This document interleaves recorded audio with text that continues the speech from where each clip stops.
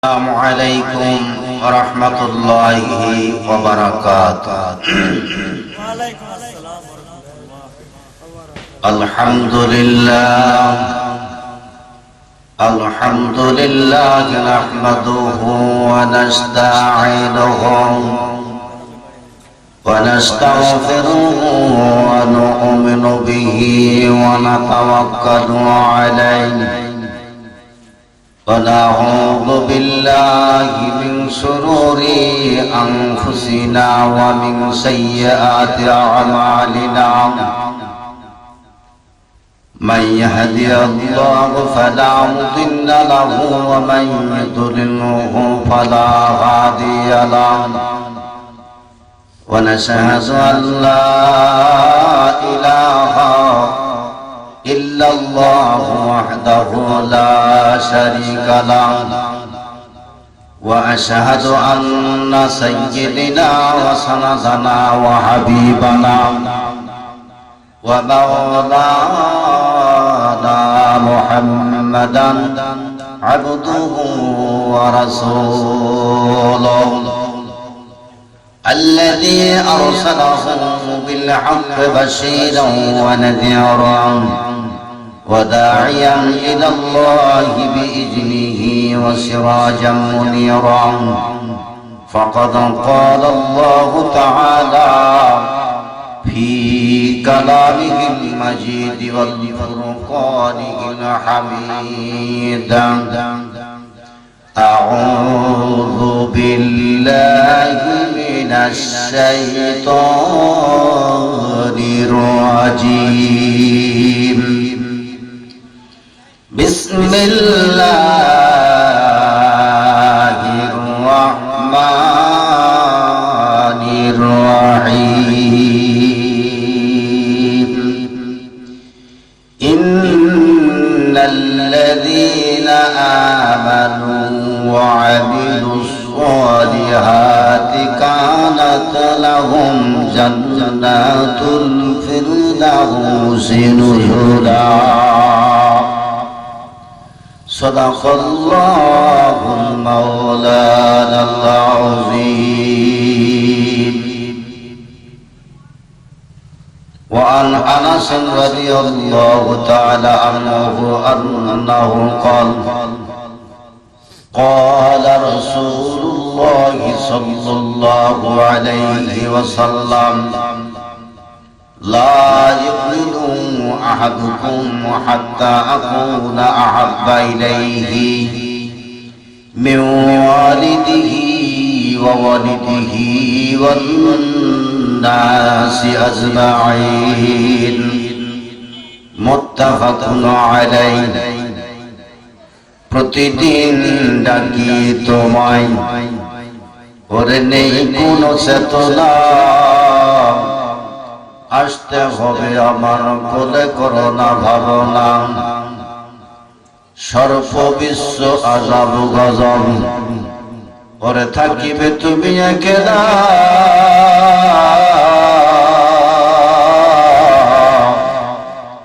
তোমারে যেদিন ডাক করিবে পড়বে কান্নার মেলা ওরে ছেলে নিয়ে কাঁদবে সবাই কেউ হবে না সাথী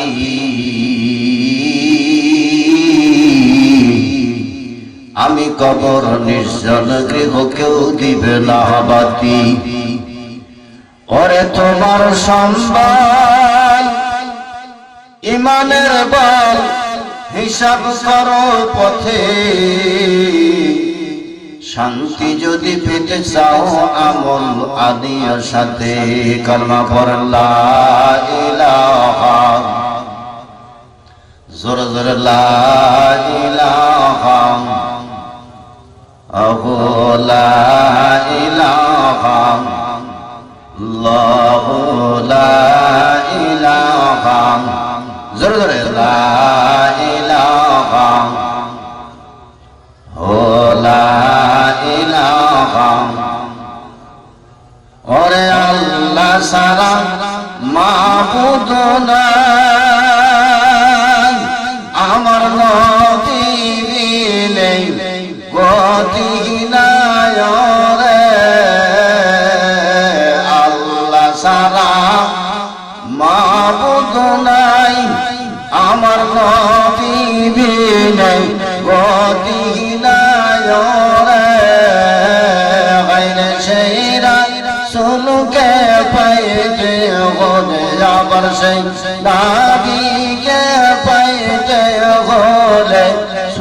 তোদের তাবেদারি করিতে হয় বললা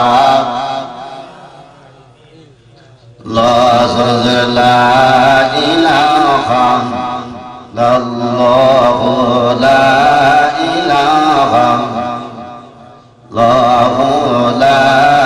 ইলাহা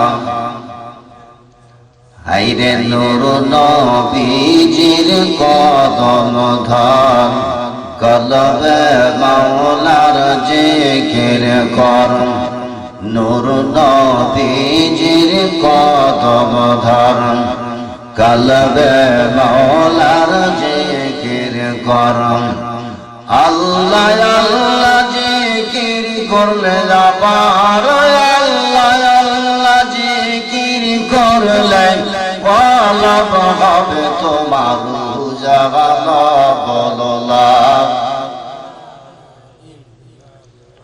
জোরে লা ইলাহা ইল্লাল্লাহু লা ইলাহা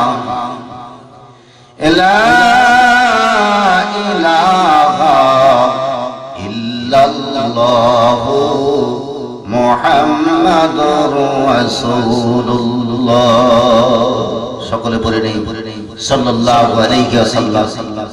সম্মানিত আজকের এই জান্নাতি বাগানের সভাপতি দিগার ওলামায়ে কেরাম ফজলায়ে আযম সামনে উপস্থিত দিনদার ইমানদার মুসলমান ভাইরা সর্বপ্রথমে সে মহান আল্লাহ তাআলার দরবারে শুকর গুজার করছি সে মহান আল্লাহ তাআলার দেওয়া জবান দিয়া আল্লাহর দেওয়া কণ্ঠ দিয়া আল্লাহর দেওয়া শক্তি দিয়া সবাই জোরে সোরে পড়ে নেই আলহামদুলিল্লাহ। তারপরে সে দৌজান নবীর প্রতি দরুদ যে মহামানবকে আল্লাহ তাআলা দুনিয়ার বুকে প্রেরণ করেছিলেন নবীর নবী শ্রেষ্ঠ নবী হিসাবে সে নবীর উপর দরুদ পড়ে নেই সকলে পড়ে নেই সাল্লাল্লাহু আলাইহি ওয়াসাল্লাম। সম্মানিত উপস্থিতি আজকে জান্নাতি বাগানে এসে বসে আসলে শুকরিয়া কার করলাম কার আল্লাহ আল্লাহর শুকরিয়া করলে লাভ না লস অবশ্যই লাভ আছে। আল্লাহ পাক বলেন বান্দারে আমার নিয়ামতের শুকরিয়া আদায় করবি আমি আল্লাহ তাআলা তোমার নিয়ামত বাড়িয়ে দেব যেরকম সুবহানাল্লাহ। আল্লাহ তাআলা বলেন লা ইন শাকারতুম লা আযীদান্নাকুম ওয়া লা ইন কাফারতুম ইন্না আযাবি লাশাদীদ যেরকম সুবহানাল্লাহ। আল্লাহ বলেন বান্দা আমার নিয়ামতের শুকরিয়া আদায় করবি আমি আল্লাহ তাআলা তোমার নিয়ামতকে বৃদ্ধি করে দেব যেরকম সুবহানাল্লাহ। হাদিস শরীফের মধ্যে বর্ণনা আল্লাহ রাসূল সাল্লাল্লাহু আলাইহি ওয়াসাল্লাম বর্ণনা করেন যদি কেউ আল্লাহ পাক রব্বুল আলামিনের শুকরিয়া আদায় করে আল্লাহ পাক রব্বুল আলামিন ওই বান্দার জন্য ভবিষ্যতে একটা ভালো কাজ ভালো জিনিস বর্তমানে আল্লাহ করে দেয় যেরকম সুবহানাল্লাহ যেরকম সুবহানাল্লাহ। কথা কি বুঝে আসছে? আল্লাহ রাসূল বলেন যে কেউ আল্লাহর বান্দা আমি নবীর উম্মত যদি আল্লাহর শুকরিয়া আদায় করে ওই ব্যক্তির একটা ভালো কাজ ভবিষ্যৎ মানে যেটা আসে নাই অতীত যেটা চলে গেছে বর্তমান যেটা চলতেছে বাংলায় কাল কয়টা তিনটা একটা হলো অতীত একটা হলো বর্তমান আর একটা হলো ভবিষ্যৎ। রাসূল সাল্লাল্লাহু আলাইহি সাল্লাম বলেন ভবিষ্যতে ওই ব্যক্তির একটা ভালো জিনিস বর্তমানে করে দেয় যেরকম সুবহানাল্লাহ। কেমন করে বর্তমান করে দেয় একটু বললেই হয়তো আপনারা বুঝতে পারবেন।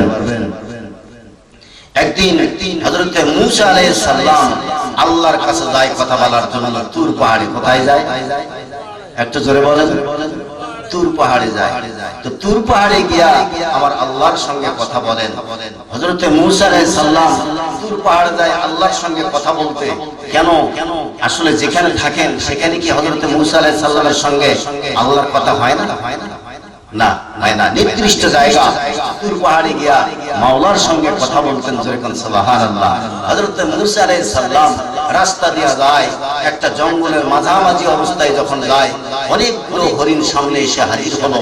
ডাক দিয়ে বললেন পয়গম্বর আমাদের মন বলে আপনি তুর পাহাড়ে যাবেন মাওলার সঙ্গে কথা বলবেন অতএব আমাদের একটা আরজু আছে আল্লাহ রাব্বুল আলামিনের কাছে গিয়া বলবেন আমাদের আরজুটা যেন মঞ্জুর করে যেরকম সুবহানাল্লাহ। পয়গম্বর বললেন হে হরিণগুলো, এই জঙ্গলের পশু কি তোমাদের আর্য বলতে পারো? পয়গম্বর দাঁড়িয়ে আছেন, হরিণগুলো সামনে দাঁড়িয়ে আছে।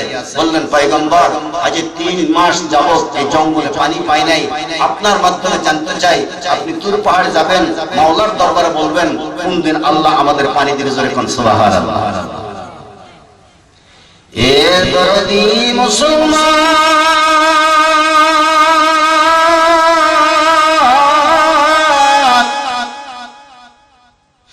দিনের পয়গম্বর ডাক দিয়ে কয় হরিণের দল, বল রে বল হরিণের দল, তোমাদের আরজুগুলো আল্লাহর দরবারে বলবো।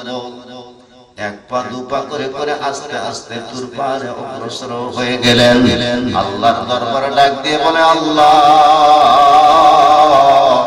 আসার পথে জঙ্গলে কতগুলো হরিণ দেখলাম, আল্লাহ গো, হরিণগুলি আমাকে বলতে শুরু করলো, পয়গম্বর আপনি তুর পাহাড়ে যাবেন, 3 মাস যাবত পানি দান নাই, এই কথাটা জানার জন্য আমারে বলেছি। আল্লাহর দরবারে ডাক দিয়ে বলে, আল্লাহ, কোন দিন তুমি পানি দিবেন? আল্লাহ পাক রব্বুল আলামিন ডাক দিয়ে বলেন, পয়গম্বর, 3 মাস যাবত আমি পানি দেই নাই, আমি আবার 1টা বছর পানি দেব না। বলেন তো বাবা, কয়দিন পানি দেয় নাই? 3 মাস পানি দেয় নাই। আবার আল্লাহ তাআলা মুসা পয়গম্বরকে বললেন 1 বছর পানি দিবে না। মুসা আলাইহিস সালাম কিন্তু মন মেসাকারা হয়ে গেল, মন খারাপ হয়ে গেল। না জানি আমি এই খবরটা যখন আমি জঙ্গলে গিয়া হরিণদের সামনে বলবো, তারা হয়তো মন খারাপ করবে। আল্লাহ পাক রব্বুল আলামিন বললেন, পয়গম্বর, আমি আবার 1টা বছর পর পানি দেব, তোমার মন খারাপ করার কিচ্ছু নাই। পয়গম্বর আস্তে আওয়াজ দিলেন, আস্তে আস্তে আসতেছেন, আস্তে আস্তে আসতেছেন, চিন্তা করতেছেন, আহারে জঙ্গলে হরিণগুলি গিয়ে কি বলবো, তারা হয়তো সবাই মন খারাপ করবে। আস্তে আস্তে করে আসতেছে, জঙ্গলের মাঝামাঝি যখন আসে, হরিণগুলি সব ঘেরাও করে ধরেছেন পয়গম্বরকে। বললেন, পয়গম্বর কি সংবাদ নিয়ে আসলেন বলেন। এইবার মুসা পয়গম্বর ডাক দিয়ে বললেন, হরিণের দল শোনো, আমি মহান আল্লাহ তাআলার দরবারে বললাম, আল্লাহ পাক আবারও 1টা বছর পর পানি দিবে তোমাদের। এ মুসলমান, যেই পর্যন্ত হযরত মুসা আলাইহিস সালাম কথাটা বললেন 1 বছর পর পানি দিবে, জঙ্গলের হরিণগুলি লাফাইতে শুরু করে, আনন্দ করতে শুরু করে, তারা আনন্দ করতে শুরু করল। মুসা আলাইহিস সালাম ডাক দিয়ে বললেন, হরিণেরা থামো থামো থামো, কেন তোমরা এমনি করে আসলে আনন্দ করতে শুরু করলা?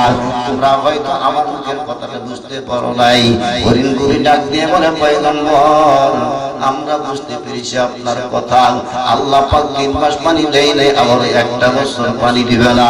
মুসা পয়গম্বর ডাক দিয়ে বলে, 3 মাস পানি পাও না, আরো 1টা বছর পর পানি পাবা, তাও কেন তোমাদের এত কেন আনন্দ? জোরে কোন সুবহানাল্লাহ। মুসা পয়গম্বরকে ডাক দিয়ে বলে, পয়গম্বর, এতদিন জানতাম না কোন দিন আল্লাহ পানি দিবে, আজকে আপনার মাধ্যমে জানতে পারলাম আমার আল্লাহ তাআলা কখনো মিথ্যা কথা বলেন না গো নবী গো। আজকে আপনার মাধ্যমে জানতে পারলাম 1টা বছর পর হলো পানি দিবে। জোরে কোন সুবহানাল্লাহ, জোরে কোন সুবহানাল্লাহ। কার শুকরিয়া? আল্লাহর শুকরিয়া আদায় করব, সঙ্গে সঙ্গে ধৈর্য ধারণ করব, 1টা বছর পর হলো পানি পাবে। মুসা আলাইহিস সালাম কথাটা বলার সঙ্গে সঙ্গে বাড়ির দিকে রওনা হয়। আর আল্লাহ রাব্বুল আলামিন ডাক দিয়ে বলেন, ইব্রাহিম, কোথায় রে মিকাইল, দেরি করিস না, আমার রহমতের জুস পয়দা হয়ে গেছে। ওই জঙ্গলের মধ্যে হরিণগুলি আমি আল্লাহর শুকরিয়া আদায় করলো, আমি আল্লাহ স্থির থাকতে পারলাম না, যারে যায় মেঘ লইয়া ওই জঙ্গলের মধ্যে সেট করে দিয়া মুসলধারে পানি দিয়ে দিয়ে ধরে কোন সুবহানাল্লাহ। ইব্রাহিম পানি খানা লইয়া জঙ্গলের উপরে যায়, জঙ্গলের উপরে গিয়া এইবার মুসলধারে বৃষ্টি বর্ষণ করে দিল। এতক্ষণ মুসা পয়গম্বর বাড়িতে ঢোকে নাই, দরজায় ঢোকে নাই, খাল বিল করে গেল। আস্তে করে মুসা পয়গম্বর ঘুরে আসলেন, ডাক দিয়ে বললেন, এইবার তুই পারে গিয়া গাইয়া ডাক দিয়ে বললেন, আল্লাহ, কিছুক্ষণ আপনি বললেন একটা বছর পর পানি দিবেন, কিন্তু আল্লাহ গো কেন এখন পানি দিয়ে দিলেন? আল্লাহ আল্লাহ রাব্বুল আলামিন ডাক দিয়ে বলে, পয়গম্বর তোমারে আমি ঠিকই বলেছিলাম একটা বছর পর পানি দিব, কিন্তু জঙ্গলের হরিণগুলো তোমার কথা শোনার সঙ্গে সঙ্গে আমি আল্লাহর শুকরিয়া আদায় করলাম। আল্লাহর শুকরিয়া আদায় করার সঙ্গে সঙ্গে আমার রহমতের জোশ পয়দা হয়ে যায়। আমি আল্লাহ আর স্থির থাকতে পারলাম না, আমি আল্লাহ আমার রিজাম মেঘনারা বৃষ্টি বর্ষণ করে দিয়েছি। জোরে কোন আল্লাহু আকবার, জোরে কোন আল্লাহু আকবার। পানিটা কখন ছিল? ভবিষ্যতে। বর্তমানে আল্লাহ পানি দিয়ে দিলেন। আমি বলতেছিলাম বাবা, আল্লাহ রাব্বুল আলামিনের যদি শুকরিয়া আদায় করা হয়, আল্লাহ বলছেন ওই ব্যক্তির জন্য ভবিষ্যতে একটা ভালো জিনিস বর্তমান করে দেয়। এই জন্য আমাদের আসলে আল্লাহর শুকরিয়া আদায় করার দরকার আছে না নাই? আছে না নাই? সবাই বলেন আলহামদুলিল্লাহ রাব্বিল আলামিন। আসল বন্ধুরে ভূমিকা লম্বা করব না, বাজান কোরআনুল কারীম থেকে যে আয়াতে কারিমা তেলাওয়াত করেছে, আল্লাহ তাআলা বলেন ইন্নাল্লাযীনা আমানু ওয়া আমিলুস সালিহাত। যখন আল্লাহু আকবার, যারা ঈমান আনছে, নিশ্চয়ই যারা ঈমান এনেছে এবং আমলে সালেহ করেছে তাদের জন্য আল্লাহ তাআলা জান্নাত বরাদ্দ করেছেন। এই বন্ধু আল্লাহ পাক রব্বুল আলামিন ডাক দিয়ে বলেন, বান্দা কবরে যখন আসবা দুইটা জিনিস নিয়ে আসবা। জোরে কোন কয়টা? জোরে বলেন কয়টা? দুইটা। এক নম্বর হলো ঈমান, দুই নম্বর হলো আমল। এক নম্বর হলো ঈমান, দুই নম্বর হলো আমল। আল্লাহ বলে, বান্দা দুইটা জিনিস কবরে নিয়ে আসবা। তোমরা যদি দুইটা জিনিস কবরে আনো, আমি আল্লাহ পাক রব্বুল আলামিন তোমাদের জান্নাতবাসী করে দেব। এ মুসলমান,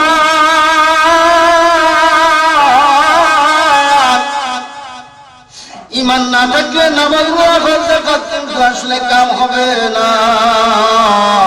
ঈমান কিন্তু শর্ত রে বাবা। মানব জীবনের অমূল্য সম্পদের নাম হলো ঈমান। এ বন্ধু আজ বুঝতে হবে, শুধু শুনে গেলে হবে না বাজান। বাজান রে, মানব জীবনের অমূল্য সম্পদের নাম হলো ঈমান। জোরে বলেন নাম কি? মানব জীবনের অমূল্য সম্পদের নাম হলো ঈমান। ব্যক্তি জীবনের অমূল্য সম্পদের নাম হলো রূহ। ব্যক্তি জীবনের নাম রূহ, আর মানব জীবনের অমূল্য সম্পদ ঈমান। বলতে হবে বাজার, একটু বলেন। মানব জীবনের অমূল্য সম্পদের নাম কি? ঈমান। জোরে ঈমান। ব্যক্তি জীবনের অমূল্য সম্পদের নাম কি? রূহ। এ বন্ধু, রূহ ছাড়া জীবন চলে না, বডি চলে না বাজান। রূহ ছাড়া বডি চলে না, আপনার রূহ ছাড়া কিন্তু নিঃশ্বাস চলে না রে বাজান। যখন আপনার কিন্তু আসলে নিঃশ্বাসটা থাকবে না, আপনার গ্রামের মানুষ কেউ আপনাকে যতই ভালোবাসে বাড়িতে রাখবে না। এ বন্ধু, চারটা হাত পা অঙ্গ প্রত্যঙ্গ যদি আসলে বিকলাঙ্গ হয়, আর আপনার ঈমান নামের যদি আসলে দৌলতটা থাকে, আপনার রূহ নামের দৌলতটা যদি থাকে, ঘর থেকে কেউ বাইর করে না, তার একটা নামও দেয় না, ওই নামটা হলো লাশ।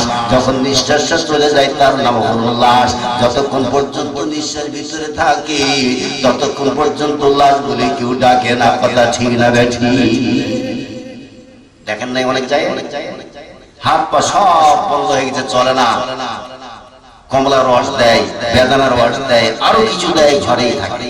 এ মুসলমান, এই জন্য বলতে চাই সংক্ষিপ্ত সময় বাজার হাত পা ঘা হয়ে গেছে, বিকলাঙ্গ হয়েছে, কিন্তু বাজান যে ঘর থেকে কেউ বের করে না। ডালিমের রস দেয়, বেদানার রস দেয়, কমলার রস দেয়, আপেল মুখে দেয়, তবু কিন্তু ঘর রাখে। বন্ধুরে, মনুষ্য অবস্থা যখন আরো কারো যখন হয়, হিন্দুদের বেলায় দেখেছি তারা যদি মনুষ্য অবস্থায় হয়, তারা ঘর থেকে বের করে কিন্তু আসলে তুলসী তলায় নেয়, আর তারা সবাই মিলে বলে ঘরে ঘরে ঘরে। আর একবার নিয়েছি তুলসী তলা, আর নেব না ঘরে। কথা ঠিক না ঠিক শুনেছেন কি শোনেন নাই? তারা ঘরে নেয় না, তুলসী তলা নিয়ে খেদমত করে তাদের। এ বন্ধু, আমাদের বেলায় সেই কিন্তু নয়, নিঃশ্বাসটুকু আছে সবাই কিন্তু আপনাকে সম্মান করবে, আপনাকে কিন্তু আসলে মহব্বত করবে। বাজান রে, যখন আপনার কিন্তু আসলে নিঃশ্বাসটা চলে গেল, যদি আপনি দেখতে সুন্দর হন, যদি আপনার হাত পা অঙ্গ প্রত্যঙ্গগুলি ভালো থাকে, তথাপিও কিন্তু কেউ কিন্তু আপনারে কিন্তু আসলে বাড়িতে রাখবে না। নিঃশ্বাস নামের দৌলতটা চলে গেছে, নিঃশ্বাস নামের সম্পদটা বাইর থেকে ভিতর থেকে বের হয়ে গেল। আপনার ব্যক্তি জীবনের নাম হলো রূহু। এই রূহটা বের হয়ে গেলে কেউ কিন্তু রাখবে না, বাজার মাইকিং হয়ে যাবে, বাড়ি থেকে বের করে তারা কবরস্থানের মধ্যে নিয়ে যাবে। কথা বাস্তব না বাস্তব? কথা কি বুঝতে অসুবিধা? বুঝতে অসুবিধা নেই রে বাজান। রূহু নামক সম্পদটা যখন চলে যাবে, এই রূহু কিন্তু আসলে বাইর হয়ে গেলে বডির কিন্তু দাম নাই। এ মুসলমান, দুইটা জিনিস বলি, মানব সম্পদের অমূল্য নাম হলো ঈমান, ব্যক্তিগত অমূল্য সম্পদের নাম হলো রূহু। রূহু ছাড়া মানুষ চলে না, ঈমান ছাড়া কিন্তু ইবাদত চলে না রে বাজান। যেই জায়গায় মহান আল্লাহ তাআলা কোরআনুল কারীমে কিন্তু আসলে ইবাদতের কথা বলেছেন, ওই জায়গায় আমার আল্লাহ তাআলা কিন্তু আসলে ঈমানদারের কথা বলছেন। ঈমানদার যতটুকু পাকা, ইবাদত তার ততটুকু পাকা হবে। ঈমানদার কাঁচা হবে, ইবাদত তার কাঁচা হবে। এ মুসলমান, আমি একটা বাস্তব কথা বলে দিয়ে যাই গো বাবা। আমি অঙ্কে একটা সংখ্যা লিখবো, এর নাম কি? এ বন্ধু, বাস্তব একটা কথা বলে দিয়ে যে আমার কার্ডের মধ্যে বাস্তববাদী লেখা আছে। এ বন্ধু, প্রধান বক্তা কিন্তু আমাকে কিন্তু বলে নিয়ে আসছেন, আমি কিন্তু জানি না। আস্তে করে ভাইজান কিন্তু এই মাহফিলে নিয়ে আসলেন। বাজান রে, বাস্তবে একটা কথা বলে দিয়ে যাই, আমার কার্ডের মধ্যে বাস্তববাদী লেখা আছে। বাস্তবে একটা উদাহরণ দিই, এর নাম কি? এর নাম হলো এক। এই বন্ধু, একটা দিলাম, তার ডানে একটা শূন্য দিলাম, কত হইল? জোরে বলেন, আরো জোরে। জোর হলো না। এ মুসলমান, মিছিল তো করবেন কত রে বাজান, আজকে মিছিল কিন্তু আপনাদের মুখ দিয়ে বের হয় না। এই একটা এক দিলাম, ডানে একটা জিরো, কত হলো? 10। আরেকটা জিরো, আরেকটা জিরো, আরেকটা জিরো, একটা কেটে দিলেন। হেস হেস, কিছু থাকবে একটা শূন্য, শূন্য দাম আছে, শূন্য দাম নাই বাজার। একটা কেটে দিলে শূন্যগুলা থেকে গেল, কিচ্ছু পাইলেন না বাবা। ওরে বন্ধু, ছোট্টবেলা কিন্তু আসলে যখন পরীক্ষা দিয়েছি, কিচ্ছু পাই নাই, এক পাই নাই, দুই পাই নাই, কিচ্ছু নাই নাই, খালি জিরো জিরো দিয়েছে। তা আমি আমার ছোট্ট ভাইকে বলতে যে ভাই, তো কটা জিরো দিয়েছে? ও বললো আমাকে 3টা জিরো দিয়েছে। বলে আমাকে 3টা জিরো দিয়েছে, দেয় না খাতা, নম্বর পাবেন না। এ মুসলমান, একটা নম্বর ডান দিকে জিরো লাগাইলে 10 হয়ে যায়, আরেকটা সংখ্যা দিলে 100 হয়, আরেকটা সংখ্যা দিলে 1000 হয়। আপনি জিরোটা রাখলেন, একটা কেটে দিলেন, আপনার কিন্তু আসলে কিচ্ছু থাকলো না। এ বন্ধু, বাস্তব কথা বলে দিয়ে যায়, একটা হলো আপনার ঈমান,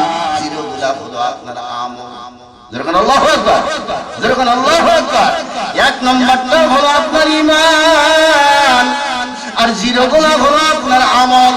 এক নম্বরে ঈমান আনতে হবে, আমল করতে হবে। যার ঈমান আসবে পাকা, কাজ হবে তার পাকা। আমি মা বোনদেরকে বলতে চাই, মায়েরা, আপনাদের ঈমান আনার পরে কাজ করা লাগবে। ও মা, কিন্তু তাই নয় রে মা, আল্লাহ রাসূল বলছেন আপনারা 4টা কাজ করবেন। 4টা কাজ করলে আল্লাহ রাসূল বলেন জান্নাতি। 1 নম্বর, মায়েরা কিন্তু আসলে 5 ওয়াক্ত নামাজ আদায় করবে। বলেন কি করবে? নামাজ পড়বে। 2 নম্বর, রমজান মাসে রোজা রাখবে। 3 নম্বর, এরা আসলে পর্দা মেনটেন করবে। 3 নম্বর, এরা আসলে স্বামীর খেদমত করবে। কয়টা হলো? 4টা হলো। 1 নম্বরের নাম কি? নামাজ। জোরে বলেন, 1 নম্বরের নাম কি? আরো জোরে। 1 নম্বরের নামাজ। নামাজ মায়েরা পড়বে না, বাপেরা পড়বে। বাপেরা পড়তে হবে নামাজ। এবং নামাজ কিন্তু আসলে সবাইকে পড়া